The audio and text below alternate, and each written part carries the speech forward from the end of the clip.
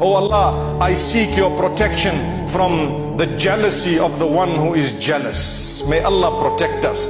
If we are seeking protection of the Lord of daybreak from jealousy, it means we should not be jealous of others, because it's an evil thing. I want protection from jealousy, but I'm jealous of everybody else. What's the point? Subhanallah. You want protection? Don't be happy when you see someone achieving something that's a sign of your connection with Allah. Someone has scaled great heights in wealth, in position, in power, in authority, in knowledge, in anything. The day you are happy for them is the day you are happy with Allah. Do you know why?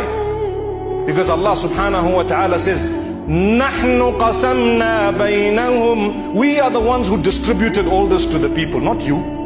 So if you're happy with what they got, you're happy with what we actually gave them. Subhanallah. You see, when you are not happy with what Allah gave someone else, you're not happy with